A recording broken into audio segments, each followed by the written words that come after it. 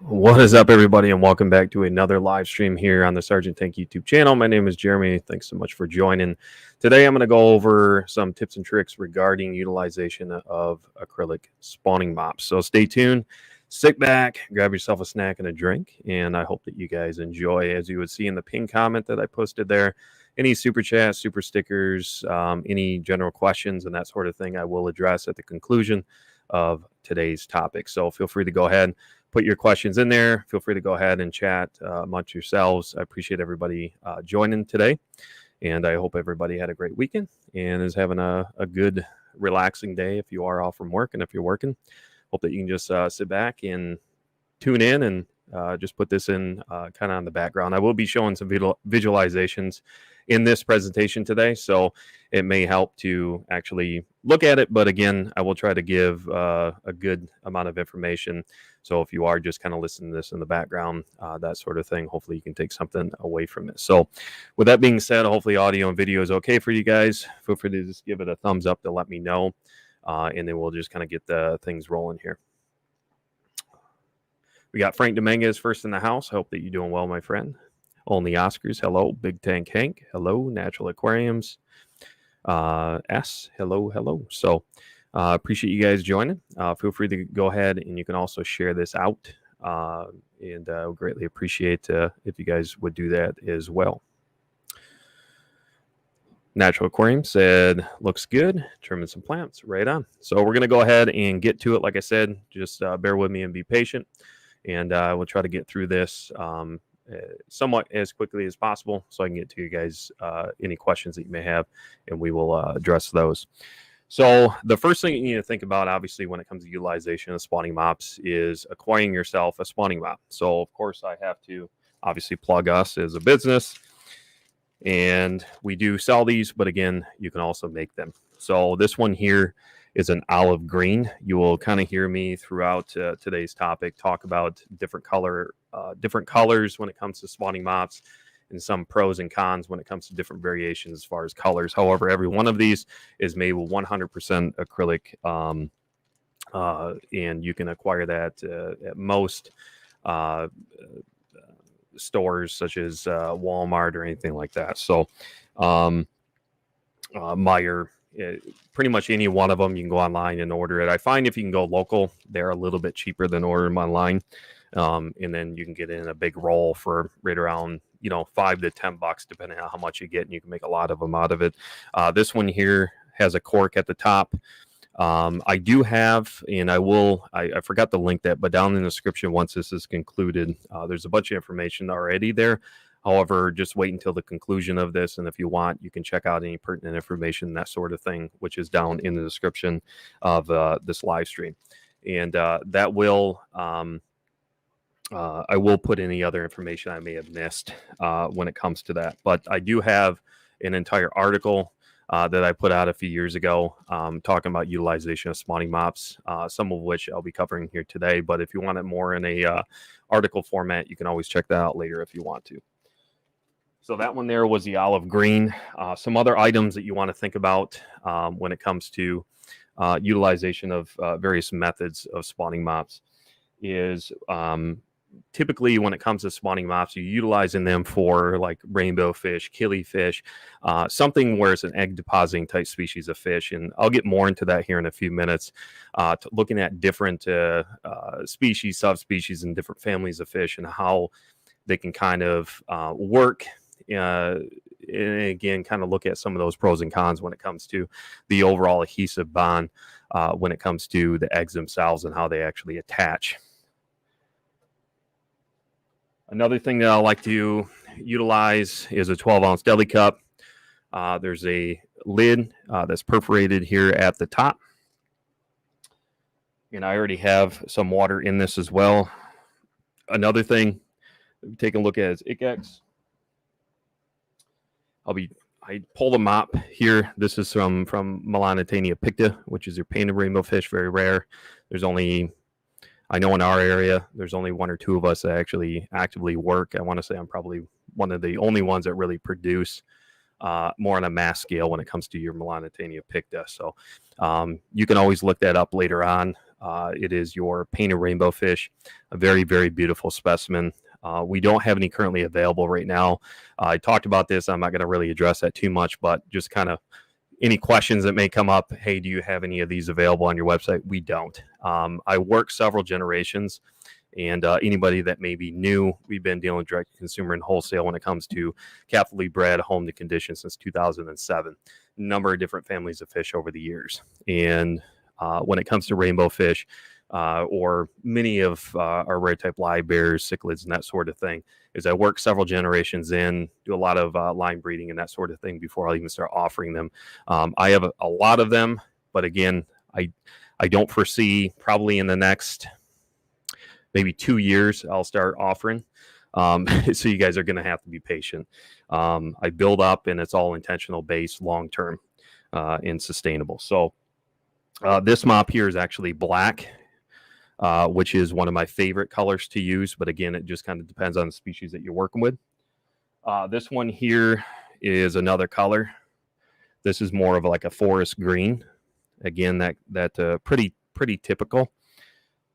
And then we also have the bobber, and I'll talk about that here in a little bit. Just a couple of towels, and I'll talk about that here. So these are more on the basis of supplies. It'll make a little bit more sense once I actually start diving into this here. And then a pipette. And then if you need to, depending on your visualization, if you have harder time seeing certain eggs, the more you get familiar, and the more you work with different species of egg depositors and that sort of thing, and utilization of different types of spawning mops and different color variations, the more you'll get familiar and what to look for. However, you can always use something basic like a magnifying glass. This one actually has a light on it. And then this is just a smaller magnifying glass here. Just some painter's tape, masking tape, and then a Sharpie. And then last here, but not least, is this is a larger size fine net, like a brine shrimp net. All right. So the first thing when you're pulling, so we're going to kind of jump right into it. At this point, we're going to assume that you already have this talk, you guys, is more on utilization, hence the title, versus the actual incorporation of obtaining a spawning group, going through the spawning process. This stuff I've covered. If you guys want to, I have a whole repertoire of videos. I want to say we have about 250, 300 videos here on the platform. I most likely have covered this already in some detail, as well as greater detail when it comes to species specific. I can cover that later on in future live streams as I continue to kind of get back into the flow state and that sort of thing. We're going to take a look at here, just as an example, is, like I said, I already pulled this mop. The first thing I want to mention is when it comes to a breeding group and pulling mops and that sort of thing. For instance, with this group of Melanotaenia picta, it's a few generations, and at this point, there's about 8 to 10 that are roughly at this stage. Those specific rainbow fish are about 2.5 to 3 inches, 3 1/4 in size. They will start reproducing once they hit about, with this species, roughly that 2.5, 3 inch mark on a pretty regular basis. However, these specific rainbow fish can reach up at full maturity to about 4.5 plus inch. So again, at about half stage when it comes to overall size, rainbow fish in general, most of them will typically start reproducing for you. I like to do basically odd numbered groups when it comes to incorporating a breeding group. So let's say you have 5 females to 2 males. Try to go a little bit more female heavy and break up that continuity between males and females. I find that you'll be much more successful. So if you can imagine this mop floating on either side of like a 40 long, I love 40 longs when it comes to breeding, specifically with most of your rainbow fish. And if you have a sponge filter on either side, and then if you can imagine these floating on either side of that system, you don't need a ton of decor. You don't need a ton of foliage and that sort of stuff. Basically just open concept. You can put a little bit of substrate at the bottom. just to maintain some nitrifying bacteria and that sort of thing. But just put these on either side, sponge filter or box filter with pretty heavy current going up through the mops, if you can imagine that. And they love that. And then once you kind of condition them, I've talked about this previously. If you even go back to the last live stream, I talked a little bit about that when it comes to live foods and conditioning and that sort of thing. So we have our system. We have our rainbow fish in a 40 long. We have it all set up. Now we're getting ready to pull. So the amount of times that you pull, when you're new to it, I would recommend that you check probably about every 48 to 72 hours. So let's say twice a week. So you've conditioned them, you know that they're ready to spawn. Let's say you have the system set up, everything is cycled. You have them in there on a Monday. Maybe check on that Wednesday or Thursday. Go ahead and pull the mops. Be careful that there's nothing else, you know, in there before you pull them out. No rainbow fish, no other stock. I would recommend keeping it for breeding purposes, species only tank. Go ahead and just wring it out well. And then you're going to go ahead and what I would already have at this stage is what I would classify as a sterile field. So essentially I would have like my workstation, and then I like to use these blue towels here. I don't unfortunately have, based on this camera setup, if I would have prepared a little bit better, I would have another angle here and I could show you guys, so just bear with me. You're going to kind of have to use your imagination. But if I go over here and start setting it up, I think it's going to be too far away from camera, and I really can't zoom in with this one. So just lay these out flat. Make sure that you have no other mops from any other systems. I've talked about this in great detail before, the importance of not only cross-contaminants when it comes to disease outbreak and transferring of certain diseases or bacteria issues, that sort of thing from system to system. The same thing goes in hand when it comes to cross-contamination of different species. It could be other species of rainbow fish, killifish, whatever the case might be. You want to make sure that you're keeping your area clean.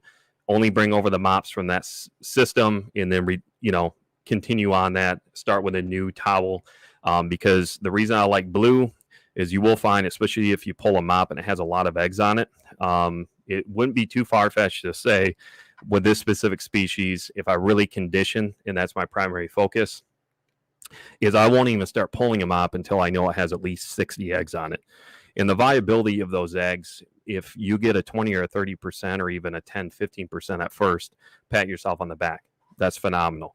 I'll tell you right now that your overall viability when it comes to successful embryo development, even with a more mature group, as time goes on and as they get more familiar with the cohesive bond that you have between these specimens, you will start to typically see long-term more viable yields.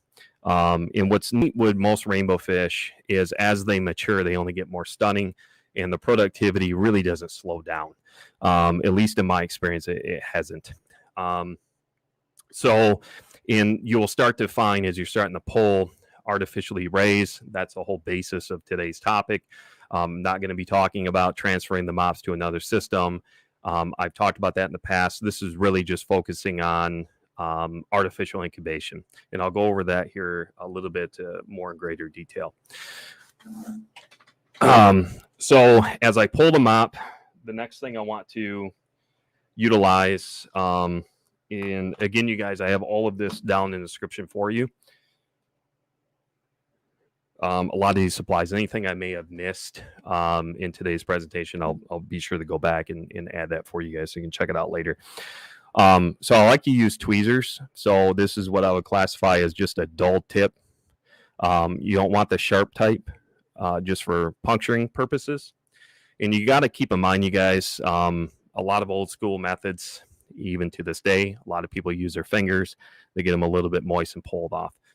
Not saying that there's necessarily any reason why you can't do that, but I try to reduce and mitigate as much as possible any oily film or any type of, even if I sanitize my hands, clean them, dry them well. Obviously, one could argue, well, you're touching the mop right now. Yeah, I'm not going through and running my hands all the way through it. The main thing that I like to try to mitigate is the potential of any bacteria, because you have to keep in mind with most embryos, when it comes to being eggs deposited, is from that standpoint, is the outer membrane of the embryo, once it's going, is it essentially has micropores, for oxygen exchange and that sort of thing, is when you start to touch all around, and if you're really constantly touching, you can potentially put yourself in a situation where you may think, hey, I don't have any viable, there's no development at all. They must be completely infertile. And that may be the wrong line of thinking. And that's why I say, why put yourself in that position? It's very easy to get underneath. I did pull, and I'll try to show you guys here in a second, a more closer up view of some of the eggs. Again, I've done this every Sunday. I used to go through for a long time. I used to call them Mop 'em Sundays. I literally take you guys around tank by tank and be pulling mops and talk about the species and that sort of stuff. So I know that there's still some videos out there. You can check it out. The video quality isn't necessarily the greatest because at that time we were live in the fish room. Yeah, so I can already see, even though it's really dark on my end, I'll try to kind of show you guys if it will focus. Give me just a second.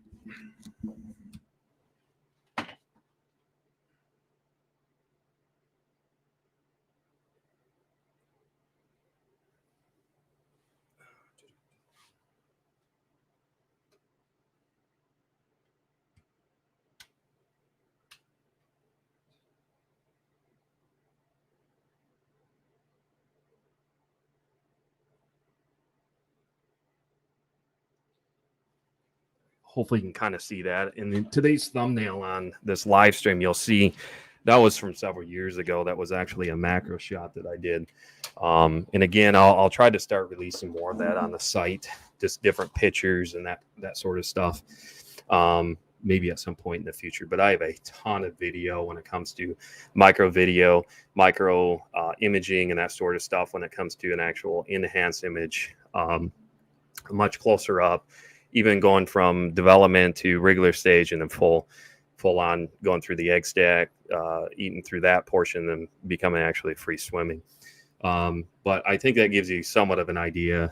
And then what I would do is, like I said, the next step is I would have in that sterile field is I would have in this situation, I find just a little bit of dechlorinated tap water is plenty sufficient at the same temperature of that system. You don't want to pull water from the actual system that they come from.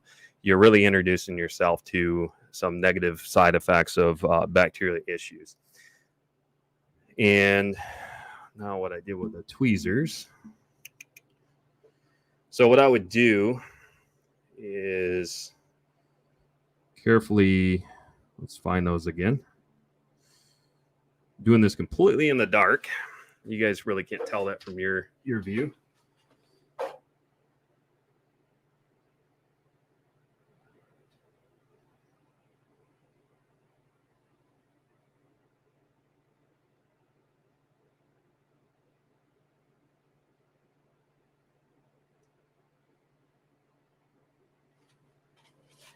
Probably not showing up the greatest. And then what I do is get underneath it.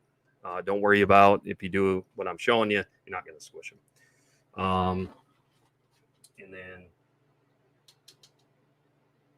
a lot of times you can just knock it off, and you may even get a grouping of them, 3, 4, 5, 10 at a time. And what I would do is my rule of thumb, like I said, going back, kind of rewinding here, is about every 72 hours. You may get down to once a week. You want to keep up with it. That's the main thing, especially when you're doing artificial incubation, water incubation. So they essentially are starting to hatch out around the same time. That's very important. I'm not going to sit here and go through. I would imagine there may be only about 8, 10 of them. There isn't many because I just pulled this mop the other day. But I think you guys get the point. So you'll go through, let's say you have at least 20, 30. If you quick look at a mop, especially in this situation, a black color, it really, really stands out solid. They love that, I find, with this specific species. And what I use next is, got to find my pipette here. Here we go. So just a basic pipette. Why I like this pipette, I'll show you why in a second. Take Icex, just shake it up a little bit. And the key thing here with a 12-ounce deli cup is, let's see if I can do this on camera here. I have a little bit in there, try to not make a mess. So essentially 1, 2 drops. That's all you need. It's very, very important. I'll tell you why here in a second. And then mix it up. It might be kind of hard to see. The key thing that you want to be looking for consistency-wise with the water is a lightly blue tinted. You don't want it too dark and you don't want it too light.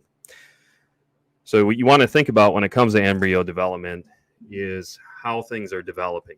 Again, looking at those micropores, how things develop. Is that water going to be too acidic, where essentially it acidifies the egg, basically just fully dissolves? Or on the flip side of that, where there's too much bicarbonate, overall too much calcium in the water, and it can also cause, on the flip side, a calcification effect. And what I mean by that is where it'll actually suffocate. And again, going back to sometimes the wrong line of thinking is where you assume they're infertile. So without really diving in too much of this and looking at different comparisons, kind of how to differentiate between, is it truly infertile? Was it suffocation? That sort of thing. With the acidification, essentially what you would do is go back the next day. If it's too acidic, there's not going to develop and it'll eventually just basically dissipate and dissolve. So it's all about balance. It's understanding what you're working with and that sort of thing. What I would do is go ahead and just tape it. Put a piece of tape. I will mark it. I have an entire talk based around. I've already talked about, you can look in my repertoire videos talking about the importance of a flow-through concept of coding when it comes to a fish room.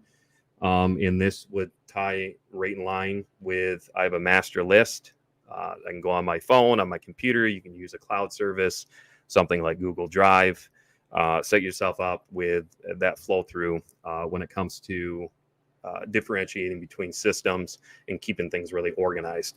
I find a lot in the hobby besides mispronunciation when it comes to Latin terminology, a lot of issues when it comes potentially to wrong identification of species, especially when you get them as juveniles or even younger than that.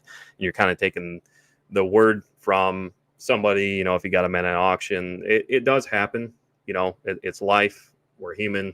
Mistakes do happen, but again, mitigating that and trying to reduce that is very, very important. So that's why I said going back. If you have a towel down, you can use whatever. I just like these. They work out well. And now you're going to grab a mop from another system. Make sure it's clean. Clean your hands. Make sure that there's no eggs on your hand. You know, you just don't want to even expose yourself to that potential, especially with rainbow fish, killifish. When they are young, and it takes a long time to grow them out, they can look alike. The only one that really starts showing really color, I find, is going to be your Botia gayi, which is your Madagascar rainbow. Those ones, I find that they do grow a little bit quicker. However, from the standpoint of identification at a younger age, even at quarter, half inch, up to that 3/4 inch, once they break that point of that quarter to that half inch stage, you'll start to actually be able to see some coloration in them versus some of your other species. What I would do here is go ahead and I know, and again, this needs to go with your guys' flow through in your system, is I will just put an M and then pick I'm writing this really quick, you guys. And then I would date it. So 9/6 of 21. I'll show you here in a second.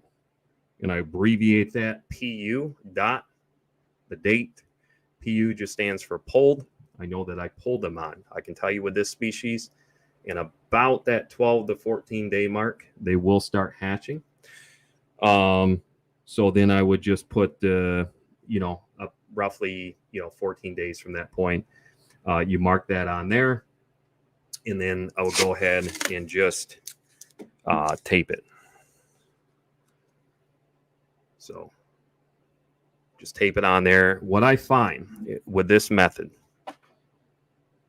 and again, I have worked with many different species of fish, many different families of fish. I can tell you, and again, to each individual system, I have to always add this disclaimer. If something is working for you and you're content with it, you're getting successful yields, short-term, long-term, sustainable, that sort of thing, continue to do it. With that being said, if you are just getting into it and you're not very familiar with it and you want to just try it out, again, treat its own system as its own little science project, as I always say. But I can tell you with most, even with killifish, if I'm water incubating, one of the biggest misconceptions I can tell you firsthand from doing this for many years, don't need any air. I actually find that they do better without air. Is I literally would take this cup and I will put it in just a temperature I like to see right around that mid 70s to 80, and you don't need a ton of light. If there's a little bit of ambient light, so you don't need to like take it and sit on top of that system that you pull it from. If you want to, it's fine. I would just cover it up. You don't want direct light. Indirect, like I said, just some ambient light illumination, that sort of thing. It's fine. What you want to do is then I would have a whiteboard on your phone. Keep, again, organized. If you're only working with one species, you're probably not going to forget, but start checking. I can tell you these guys, just by looking at them in years of experience, they're fairly fresh. I would imagine they've only been deposited for maybe 1 to 3 days. Not very long at all. There's not even any development yet. So at this stage, it's going to be a little bit challenging to say for certain, hey, are they going to be viable? Are they not going to be viable? After, let's say, as long as you're consistent, let's say you are pulling mops on Mondays and Thursdays, something like that. Just be consistent with it. Keep pulling the mops. Keep following this process. As long as you're doing that, essentially, I would, in my opinion, each time you pull, you can go to Gordon Foods and get these deli cups. You can get like 50 of them in like 100 lids for around 10 to 12 bucks. And they'll last you a long time.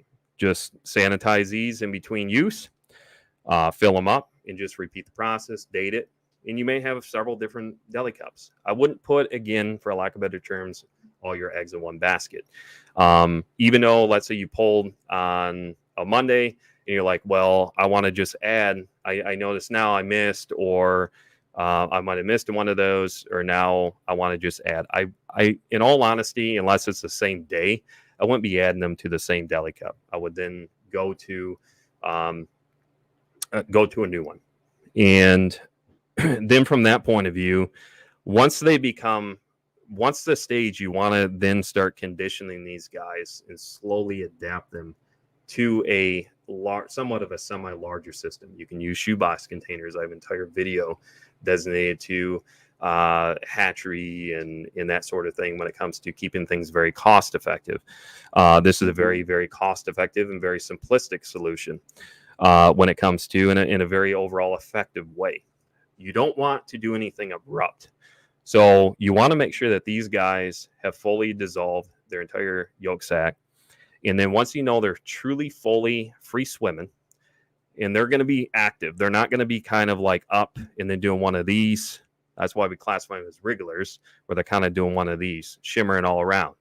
Give it some time where they're kind of at the point where they're now darting around. Once you get to that, what I would do in that situation is, starting out, set up a little shoebox container. If this is, again, your first time, something simplistic.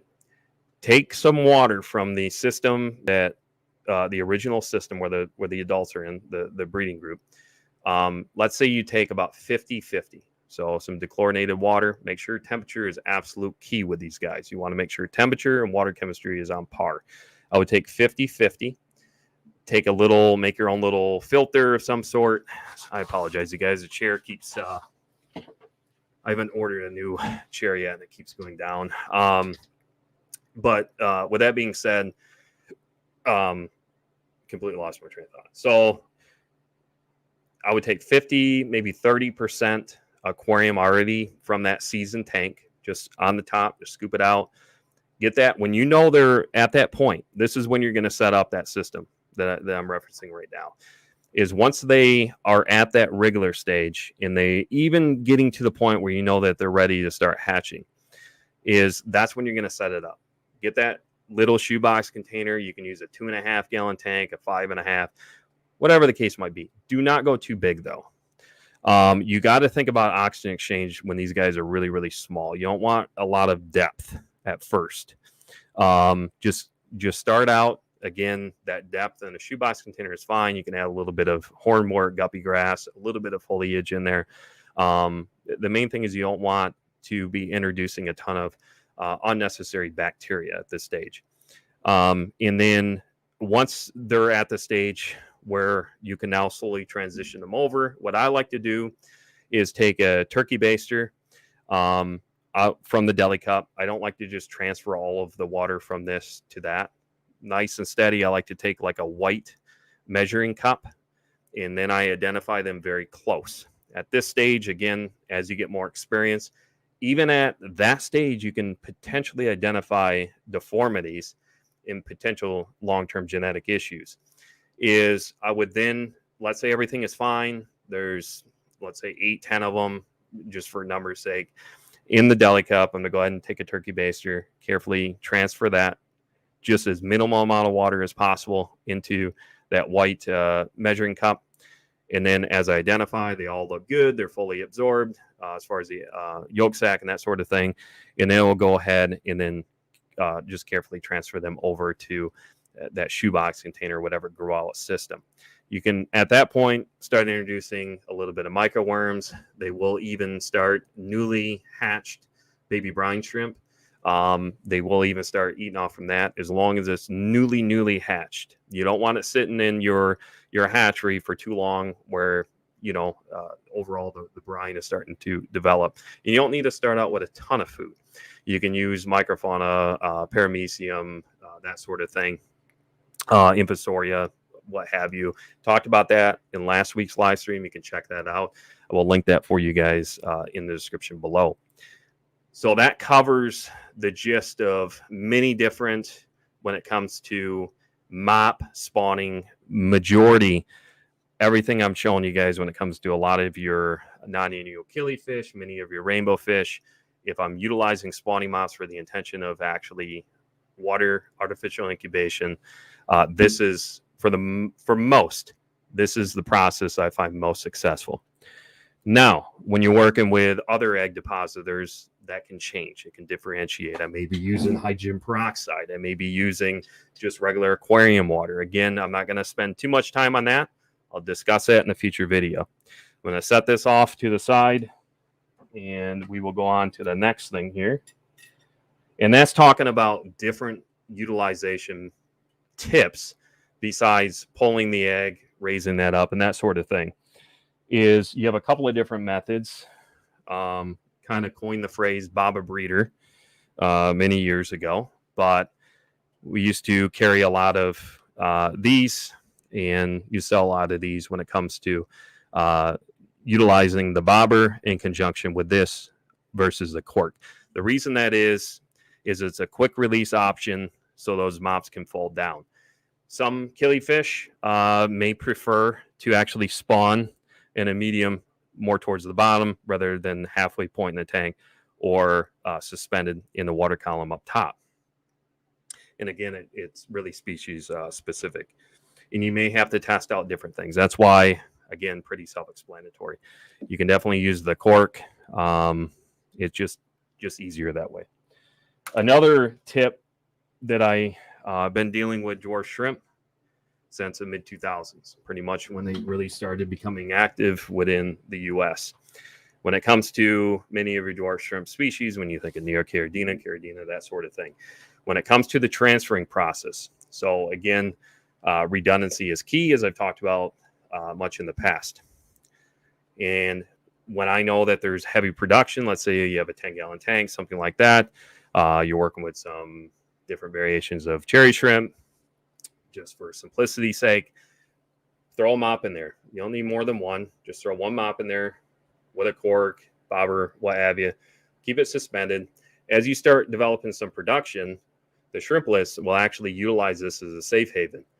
An easy transfer, so you can now complete the transfer process, is you want to take a fine net, now the coarse net, get it underneath, if you can imagine, within the system itself, carefully pick it up, and let's say you're transferring it over, or you're transferring it to a shoebox container or whatever, where you're ready then to start a new system or utilize that next system for grow up. You'll be amazed of how many shrimplets you can actually pull that way without having to net them out. It's a very easy way to do it. It works great for different, like your Clark-eye, which are actually invasive species. But back when I used to breed those, before really they were put on that invasive species list, a lot of which some of your crayfish, like your blues, your orange, your whites, are pretty much your allanized strain. Your Clark-eye were actually a larger species anyway. But with that being said, I would utilize that same concept. Your marmor crabs, which is your marbled, your self-cloned crayfish, which actually now in Michigan are also an invasive species. So with that being said, the concept is still the same. I would line pretty much, if I'm utilizing the mops, I would line that entire. I love using with those as 20 long, work great. And a lot of the offspring then will provide safe havens. Same exact concept. You can actually scoop it up and then transfer them over. It worked great that way. Another way that it works well is when you put one of these mops, many of your, especially like many of your tetras. So if you're working with some kerosins, is you want to take a 10-gallon tank, completely bare bottom. So let's say you want to get into breeding some tetras. I recommend if you can get yourself just some emperor tetras, even the black emperor tetra. They're a beautiful specimen. I used to produce and breed a lot of those. And the most successful way I found as far as producing those, I'm not going to go through all the conditioning, water parameters. Again, today is just really focused on the concept of utilization of spawning mops. Is, if you can imagine, similar to what I just mentioned with a 20 long, if you're working with crayfish, is the same concept. I wouldn't go much bigger. I would start out with a group of majority, same thing with cyprinids.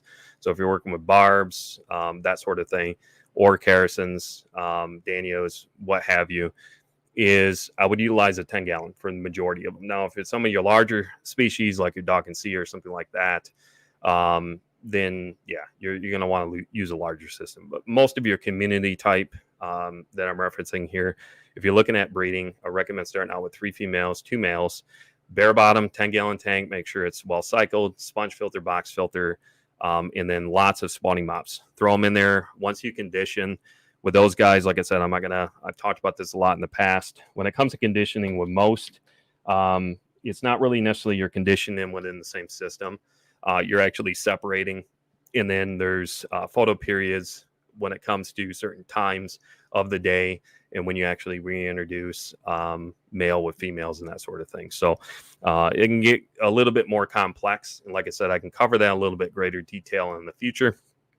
But for the most part, that's kind of just a general consensus and idea to really try to simplify things and really bring it to a point that I feel even some newly hobbyist or somebody that's never worked with maybe a lot of spawning mops and that sort of thing. Hopefully you can take something away from it. So that is basically concluding. Like I said, you guys, if there's anything that comes to my mind that I didn't already note in the description of this live stream, I will be sure and add any of those links and stuff once this concludes. So want to thank you guys for being patient with me. And now I'm going to turn my attention to the chat. I want to thank everybody for joining me on this Monday afternoon. I hope everybody is doing well. And the next few minutes here, until we end the live stream, I'll go ahead and take any questions that you guys may have.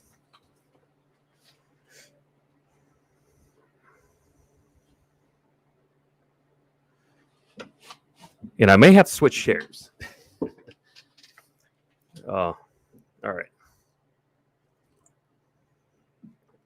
Stephen, do intend to start breeding Melantania eventually. Right on. Yep. I wish more would get in there. I mean, there's so many different variations. It's incredible. But the concept, it's always, when I tell folks, there's a big difference between when you think of breeding. there's one thing about conditioning and adapting in actual breeding. The main thing that most folks are going to challenge or have a harder time with until you're really experienced is going to be long-term sustainable with large volumes. Obviously, from us as a business standpoint, it didn't happen overnight. Again, starting very young in a hobby and then later into,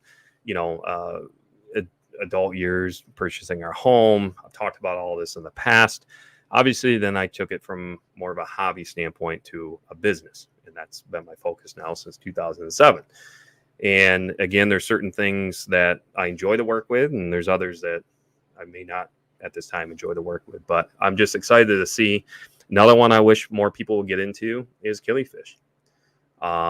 Again, I've talked a lot about this before when it comes to incubation of even various, maybe some of your non-annual killifish, when it comes to using non-water incubation methods and that sort of thing. But it's just, it's cool to see. Again, there is so many different variations between rainbow fish and killifish and that sort of thing.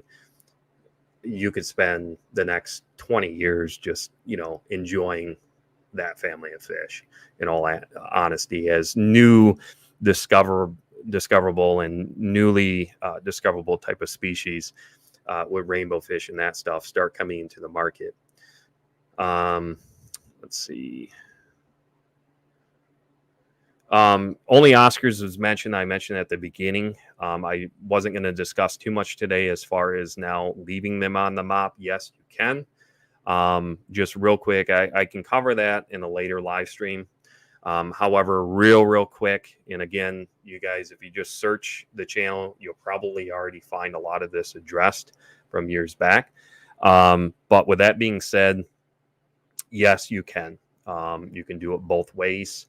I'm just showing you guys, if you want, that I feel, and there's much more I left out that goes more from a technical basis, by actually pulling versus just taking them off and putting them in another system, where basically you're playing musical tanks, just like you would musical fish. In that sense, what I would actually recommend doing, if that is your focus, is instead of pulling the mop, this is where, again, it gets a little bit more technical, and you would have to have a lot of systems, or enough to make it sustainable. And let's say you have a system here, and only for breeding purposes, maybe it's more of a dwarf species or something like that. When I classify dwarf, let's just say 1.5 inches, 2 inches, just for measure sake. And let's say you're utilizing a 10-gallon. Because in all actuality, you're not going to be able to house a ton of 40 longs or larger systems for a larger group of fish. But let's just say you're into the Breeders Reward program and that's your only focus, just bapping. You want to get that and move on to another one. Sure, you can do it that way. At that point, I would just do a lot of spawning mops, add some nice grass in there, add some hornwort, something like that, some foliage. You can leave it bare bottom. You can add a little thin layer of pea gravel at the bottom, sponge or box filter rated appropriately for that system. And then basically everything I already mentioned. And then as soon as you see offspring, typically what I always recommend with most egg depositing type species, very, very small offspring, is to go into the system maybe an hour and a half, 2 hours after the lights go out at night. So let's say your light schedule comes on at 8 a.m., goes out. Let's say you're on a 12-hour light schedule, goes out at 8 p.m. Let's say you go down there at 9:30, 10 o'clock. Take a flashlight, real careful, and look around the silicone, look at the bottom, and look at the top. And then check. As soon as you see one of those offspring, I can guarantee you there's going to be more. What you're going to want to do is then this is my recommendation if you want to do it that way, take the breeding group out, and that's where you need to have another system set up. And then you're just repeating that process. And that works really, really well if you're trying to do many of your characins. So a lot of your tetras and that sort of thing, and even your danios. But yeah. I've always just used my fingers. Is there a reason? Yes, I discussed that earlier. The main thing is the outer, and again, people have been doing this for years and decades. So like I'm telling you, again, what I always preach, if it's not broke, there's no need to fix it. I'm not going to say I haven't ever used my fingers because it wouldn't be true. The majority of the time, the reason I use tweezers, again, I try to mitigate and reduce as much issues, oil from my hands, even if they're clean, or bacteria issues that potentially inhabit around the embryo, because there's little micropores within the embryo essentially for oxygen exchanges are developing. I don't want that oily film intentional from that standpoint to actually get on that egg. So that's why, again, to me, it's all about prevention at the end of the day. If I can try to prevent as much as possible while creating balance, that's why. But again, you can definitely use your fingers. But again, it's just my style. It's a way that I find most successful. And I'm usually pretty quick at it too, I find, because when you start using your fingers, especially when they're in a clump, oftentimes you can get a bunch of them, then they start rolling down. Like it's just easier, in my opinion. It's much quicker. But let's see. Does a long time breeding of fish such a way affect fish in an evolutionary point of view? Does it create variant in genetic and natural behavior? Not necessarily, no. Once you get to a point, and again, I talked about this in great detail about harmonious relationships and harmonious balance, especially long term. When you're looking at genetic diversity, and if you need to add new bloodline, it really comes down to what it is that you're working with. When I think about using an example such as live bears, as many of your complexes of G'daiids, is once they've been bred to a point, and you're going to find that with a lot of different families of fish, at least in my experience, and many others for that point that have been doing this for a long time, is you're not going to notice a lot of genetic deterioration or any at all within the lineage. But again, it takes time. You got to keep in mind, most of us, no matter where you're at on the globe, most of the stuff isn't just coming from the wild. Majority of stuff has already been captively bred for so many generations at this point.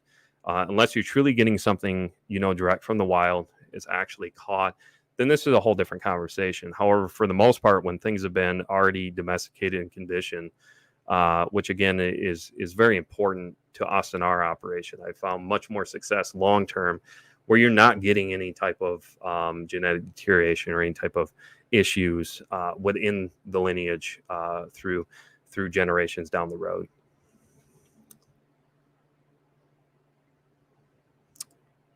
Gone Wishing Aquatics, hello.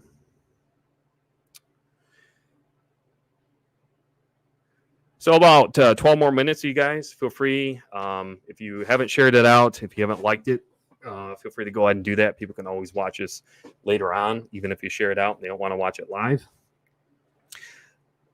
I'm trying to get back into a groove, you guys. I used to do a ton of these.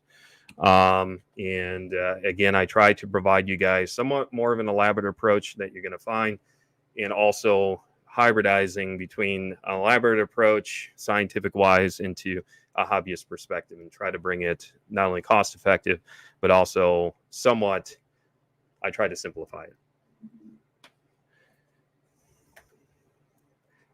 If anybody can take one thing away, just one person, I've done my job, I guess, when it comes to trying to provide some educational content here on the platform. So as long as I know people keep showing up, if people are sharing it out, people are liking the video, people are interactive, I'll continue to do these.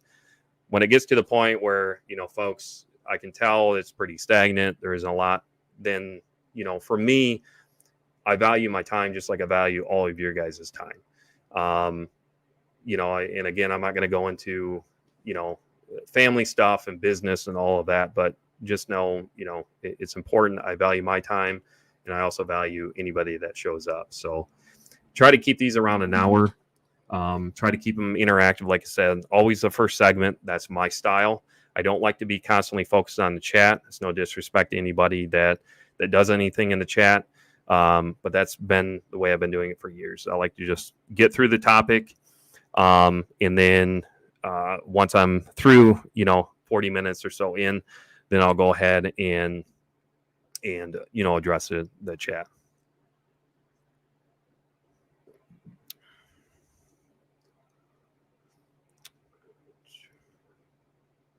We got Maple Street Aquatics in the house. Hello. If I miss anybody, I apologize. If I missed your question, just put at Sergeant Tank, no spaces, and then it will highlight for me. If you guys put at Sergeant space Tank, it's not going to highlight for me. Just keep it all together. Let's see. But yeah, I believe I got everything here.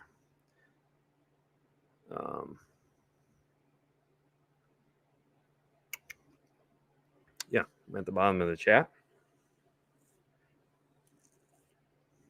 So any other questions, you guys, please feel free to go ahead and put it in the chat. Plan on hanging out for another 10 minutes or so. And as long as we have some discussion, I covered what I needed to on my end.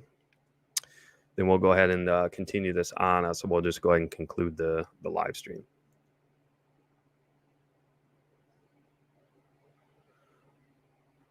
And I'm going to give it just a minute or so here, just because I know that there's about a 20 or 30 second delay.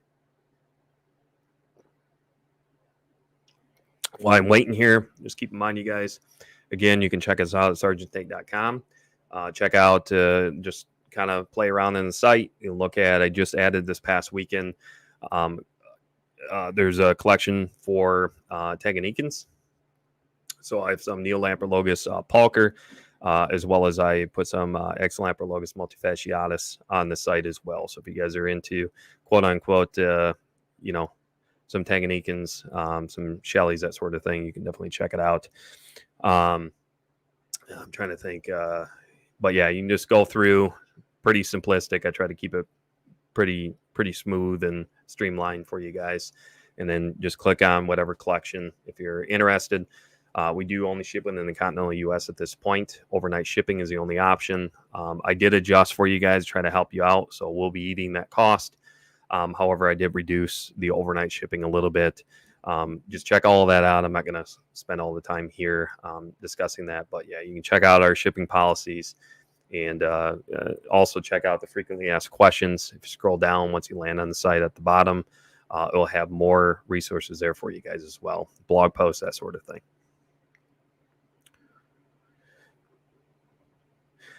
New local Austin said most of the info was good for me, and my hobby is still very new. Thank you for watching while working. Thank you so much. I appreciate it.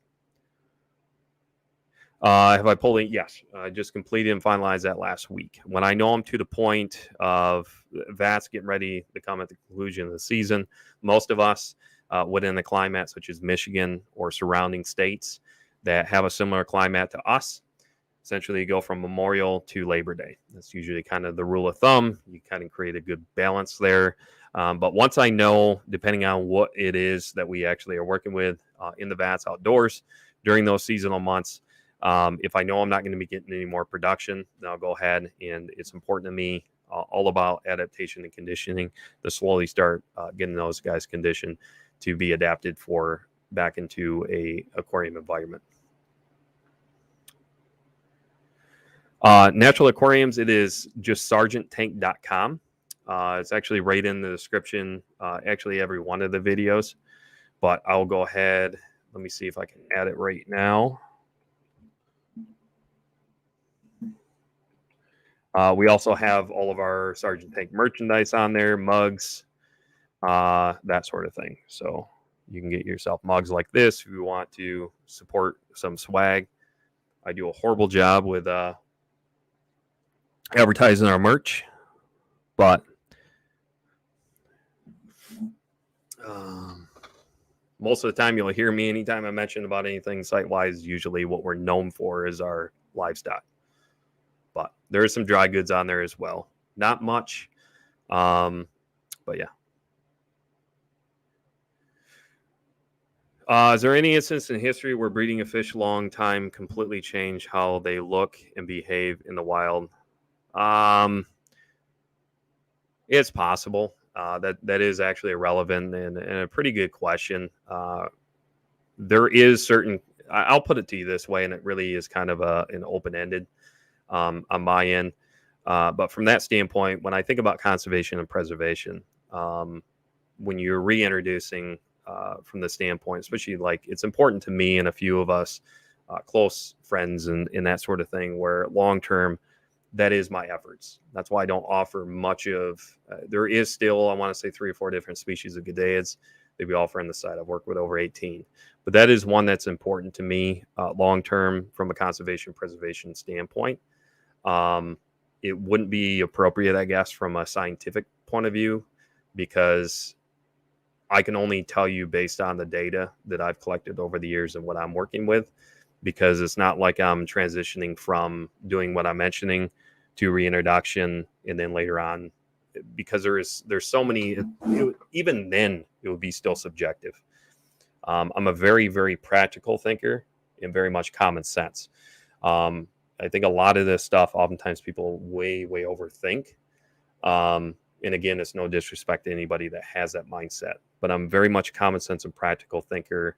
And again, to me, as I've talked about before, life in general is hands-on practical experience long-term. I'm not talking about just keeping something for 6 months, a year. I'm talking 5 years minimum, 10 years, 15, 20 years.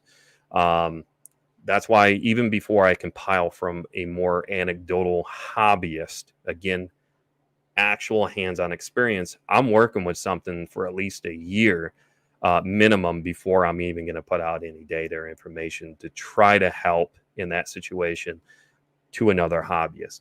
And even then, it's still subjective, because again, everybody, depending on their climate, where they're from,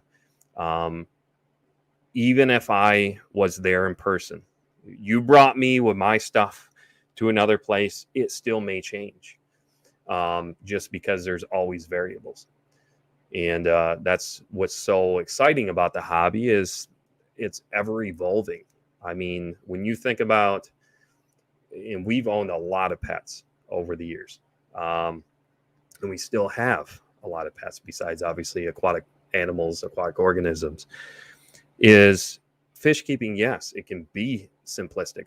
I find most of the time a lot of information that's out there in forums and that sort of stuff is way overcomplicating more than what it has to be. But again, it's all about long-term sustainable and being thrivability. But yeah, I mean, I wouldn't be able to give, I mean, I can sit here and we can all toss around opinions and ideas, but that's why I say it's important. And don't look at it, and I want to just reiterate, when I've mentioned this before, treat each ecosystem as its own little science project. It doesn't mean that you're just putting these pets and these animals through unnecessary potential harm or anything like that. That's not at all what I mean. It means being observant and diligent to what it is that you're working with. And don't give up on it. If you have failures and you're trying to work with a breeding group and that sort of stuff, again, it takes time. And the more you get familiar, and the more, I think, more of a practical and common sense approach will help many hobbyists, in my opinion. If you start really nerding out and getting way too far into the scientific approach, where you really start diving into, and I know people, I have friends who are chemists and biologists, and knowing people as far as with ichthyology and identification and that sort of stuff. That's all great. But again, this is really about a hobbyist perspective, a hobbyist long-term. Again, that's just my take on it.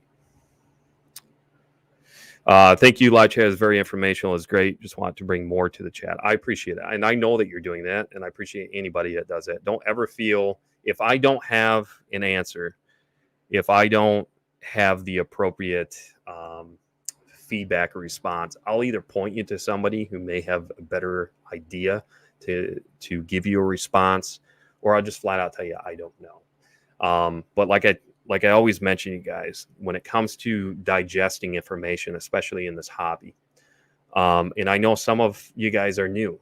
Myself, again, many years. A lot of you, many years. And still to this day, it doesn't matter how long you're in it, it's ever evolving. I mean, it's just endless possibilities when it comes to working with different families of fish and different species, subspecies, and that sort of thing. Is a general consensus that I tell people is when you're trying to digest a lot of information from various sources, is to really spend a week or two fully going through. And that's where I think maybe tying in with more of a type A personality is you want to really take note, however means that may be. Physically write it down, put it in your computer, that sort of thing. Reference all of these sites. If you're on your mobile, or if you're on a computer, obviously you can just copy and paste that link, put it in a spreadsheet. Once you've now gone through, you've referenced these sources, now you create little columns and sections, subsections. Again, that's where type A personality really comes in handy. But again, long term, it can help. If you really want to start nerding out and get more into the science aspect and that sort of thing, that's what I'm saying. And then you can really start to digest and filter through a lot of the nonsense. Is, let's say 80% after that conclusion of that week or 2 weeks, you're looking at a specific group of fish. You're looking at a family of fish. You're looking at the species of fish. I'm getting so much information. That's where you need to go through. Let's say 80%. Again, focus on real hands-on practical experience. And again, it's still variables at the end of the day, because you're only pulling this information just like from me. You have to confine in, again, that's why I always tell you guys, you have to do your own due diligence and your own research. Just like somebody such as myself that's presenting information to you guys. It may work for you. It may not work for you. You may have already been doing something. It's successful. Keep doing that. Again, I'm just trying to bring a little bit more or a different approach, possibly. And then once you've kind of filtered through that, and now you've come up with a general idea, hey, 80-90% over here in this group say do it one way, and then you have 10%. Common sense, practical thinking is going to tell you you're probably going to want to start out with that 80 or 90%. Try it that way. Try out different stuff. And like I said, you don't have to unnecessarily go through and put any livestock through unnecessary. That's where common sense comes in. Okay, husbandry, when it comes down to aquatic organisms, freshwater aquatic animals, fish, invertebrates, basically, once you get to a point you understand the basis of the overall nitrification cycle, nitrifying bacteria, understanding balance, understanding cohesive relationships within an ecosystem, understanding redundancy. Once you've gone through all of that stuff, then it'll make this process much easier. But again, it just, don't give up on it. I see too many people that get into it. They start out with something. We've all been there, and I will still go through it just like all of us will. Doesn't matter how long you've been in it. If you're new into something, you may think things are going great for that first few months. It might be a year, 2 years. Something may happen catastrophic. That's why I go back to the importance of redundancy. If you can try to create redundancy within your fish room or fish rooms, it's just there as a fail-safe approach. I mean, again, yeah. We got Scott in the house, King Queen Cichlids. Thanks so much, my friend. I really do appreciate that for your $5 super chat. Good to see you, brother. We got Pep and Creed Aquatics with $1 super sticker. Thank you so much. I appreciate it, my friend. Unfortunately, it's often difficult to be patient, not change, buy things at the same time. Of course, if you do that, you don't know what worked and what didn't. Yes, that's why I'm telling you guys with myself and the way I've been doing this for many years, is it is important to me to differentiate and go through much of which I feel is not really necessary. I'm trying to think how to use this in a metaphorical point of view. But yeah, I mean, you can think everything is glamorous and sprinkle a little bit of, magic sauce, if you want to call it that, on top of it, just to make it seem like you're doing something greater and better. But I can tell you guys, most of which I mentioned here, just in the last handful of years, putting out content here on this platform, it's not reinventing the wheel. I'm telling you that right now. You got to keep in mind, I mean, this goes back centuries, and obviously the ingenuity in certain objects and certain things that are being developed and that sort of stuff. Of course, I mean, you're going to see obviously some things added into it that may make things seem easier, but I really want to bring you guys. That's why I'm not ever selling you guys on this and that besides our livestock, because I back that. I'm very passionate with it. I have been for years.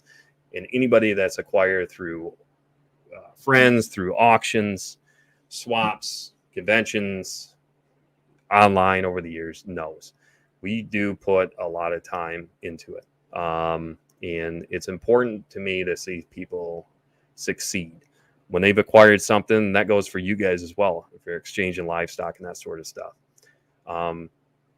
Be passionate with it. Realize that these are living organisms, and be careful in how you're classifying it. Do your due diligence there. You guys always hear me, like a broken record, mention that, but it is important.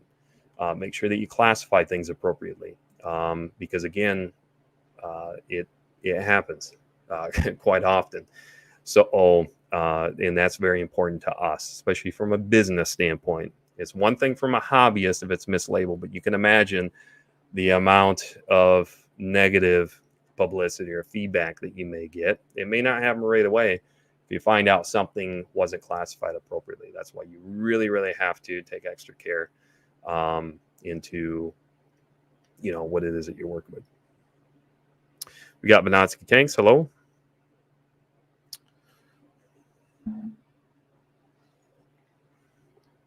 Well, you guys, looks like a couple of folks kind of rolled in here towards the end. We usually try to bring these things to about an hour.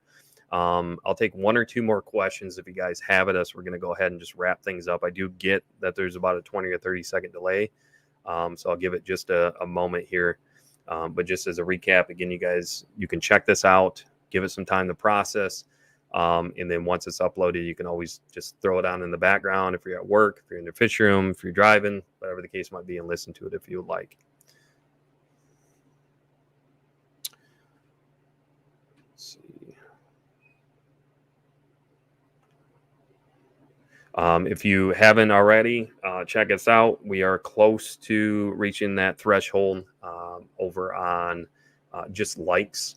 It's kind of funny. We have more follows on our business page. So Sergeant Tank LLC on Facebook, as well as, and all the information can be found on our website, and as well as Instagram. So there's links on our website, sergeantnate.com, with all the information, hyperlinks, and that sort of thing if you guys want to check us out. I'm doing a horrible job right now, but I'm still here. So when it comes to social media in general, and at some point later on down the road, it'll make more sense. But just bear with us and be patient. It's all for the greater good of what we have going on here at Sergeant Tank. So I appreciate everybody that's been supporting us over the years, and continue to share this out. Yeah.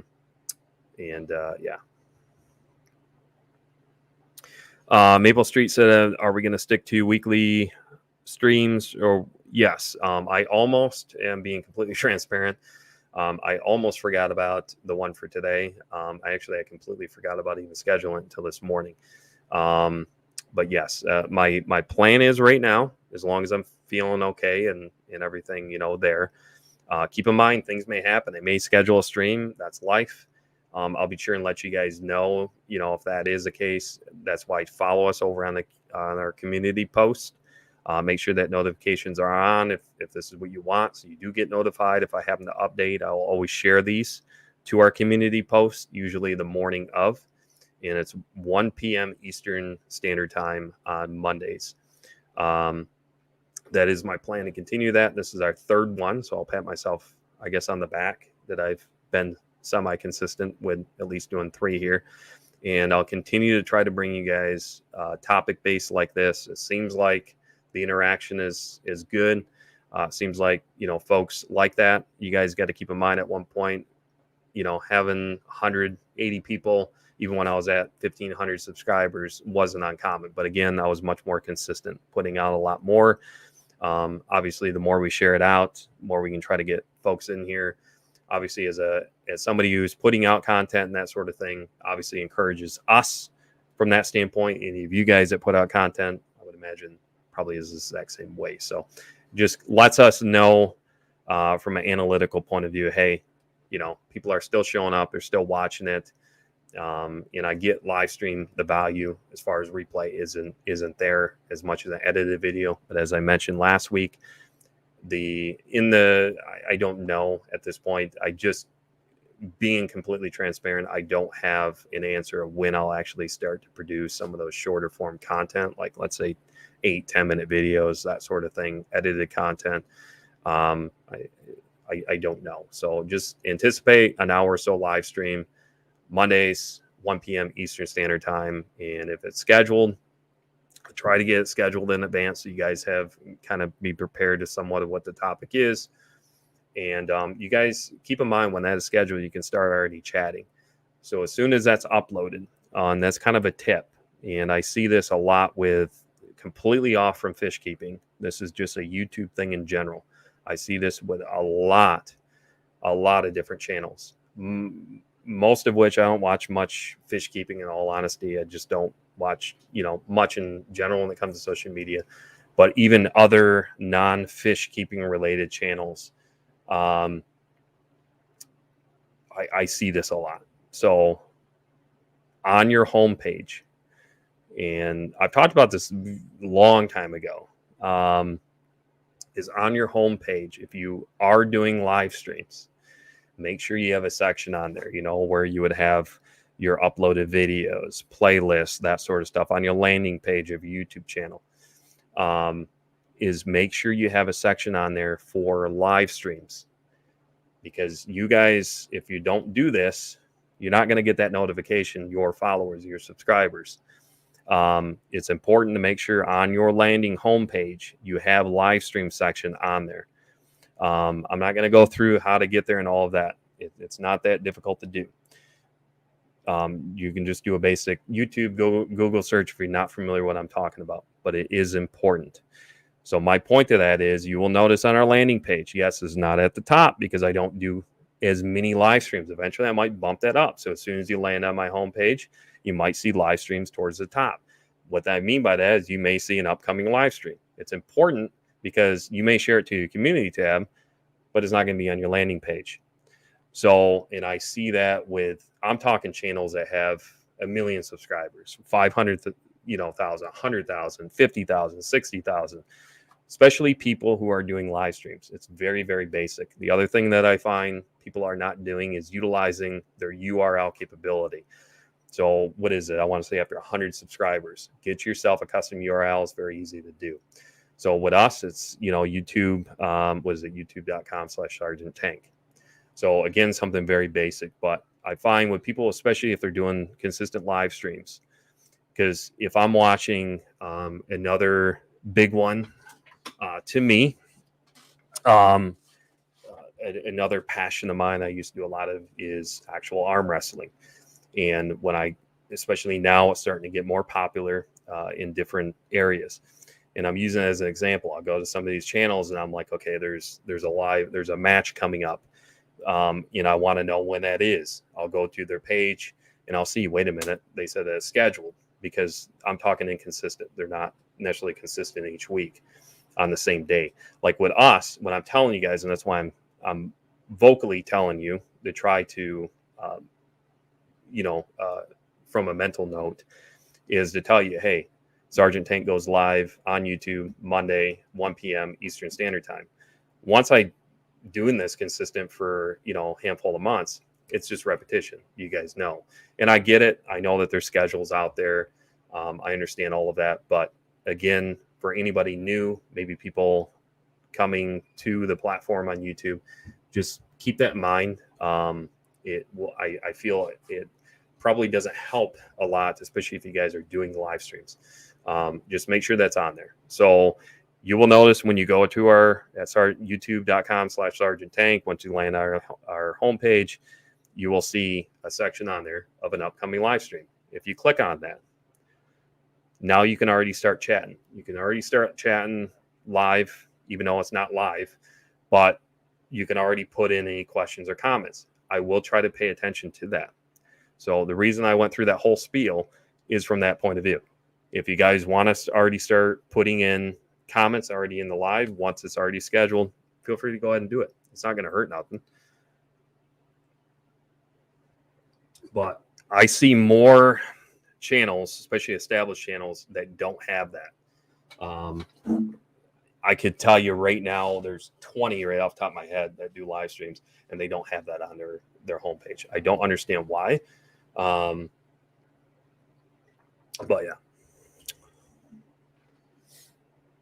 yeah. Plus, you can hit that reminder, yes. So that notification, obviously, besides subscribe, years back before this whole thing started, used to basically it was just a general, once you hit click subscribe, pretty much as default, it would go to all.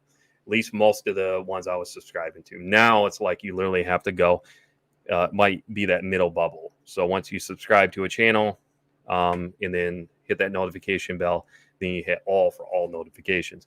I'm sure at this point, you guys, even if you've been on the platform for a year, 2 years, 3 years, you probably hear that from everybody. So if I'm going to start getting back into the routine of things, obviously that's important to me. Our channel is not quite too, and I say our because community wise, that's what's built any channel you go to. Doesn't matter how big or small you are. It's the community that drives the channel. It's no different than a channel that I watch. If I don't watch you, I'm not going to subscribe to you because I know it's not going to do any good. But just know if I'm going to put the effort and time into it, just like I value you guys' time, as I was saying earlier on. If you subscribe, you put on notifications, just plan on right now once a week, Monday, 1 p.m. Eastern Standard Time. Then I'll try to bring you guys a topic based. And it may not be a topic based every week.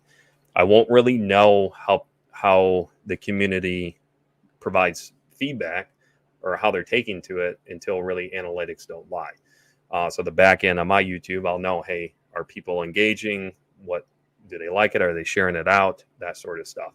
And then after I do, a few of these, then I'll, reassess and decide, hey, do I need to switch it up?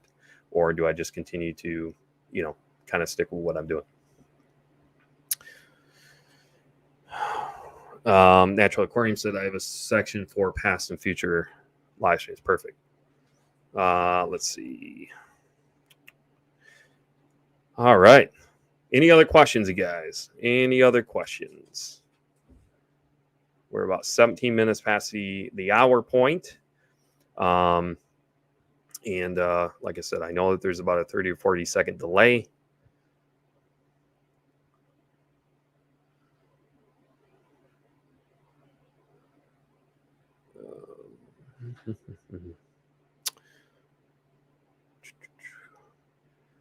Anybody just kind of waiting right now? There's always that awkward moment because of that delay, but just real quick, again, www.sergeanttank.com. All the information is in the description of this video, and I will be sure to update anything I may have left out.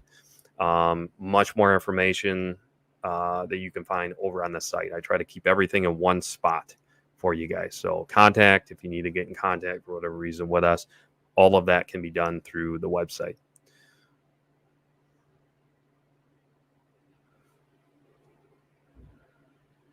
So no more questions, it looks like. If I miss anything, you can always comment down below once this is processed and uploaded. Like I said, I'll try to get one scheduled for next week here next day or two and try to come up with a topic for you guys.